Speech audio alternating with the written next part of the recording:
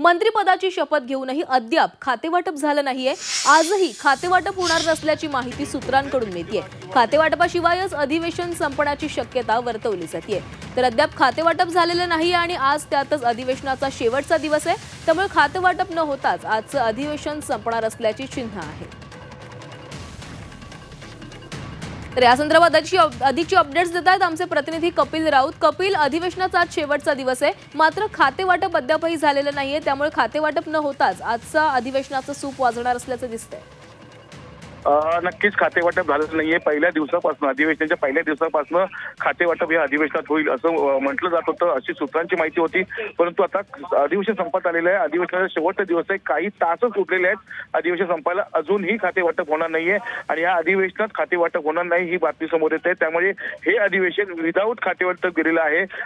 इतिहासामध्ये पहिल्यांदा असं घडलं असेल का 42 मंत्र्यांनी शपथ घेतलेली आहे, त्यातले 41 जणांकडे खातेच नाहीयेत। जी सर्व खाती आहेत ती फक्त मुख्यमंत्र्यांकडे आहेत, दोन्ही उपमुख्यमंत्री त्यांच्याकडेही खाती नाहीयेत।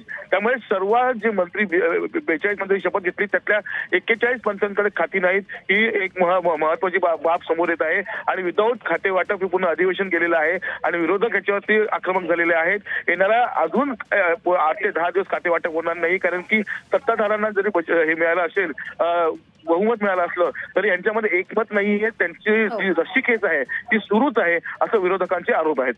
धन्यवाद कपिल, तुम्ही दिलेल्या सविस्तर माहितीसाठी। दरम्यान शिवसेना खासदार संजय राऊत खातेवाटपावर काय बोललेत पाहूया। राज्यात काय चाललंय?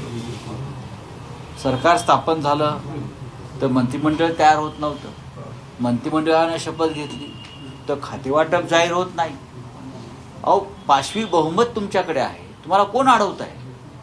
225 आमदारांचं बहुमत ज्या आघाडीकडे किंवा ज्या पक्षाकडे आहे त्यात स्वतः भारतीय जनता पक्षाकडे जवळजवळ 125 जागा, 132च्या वर जागा, 40 जागा, 140, तरी तुम्हाला आता खातेवाटप करता येत नाही।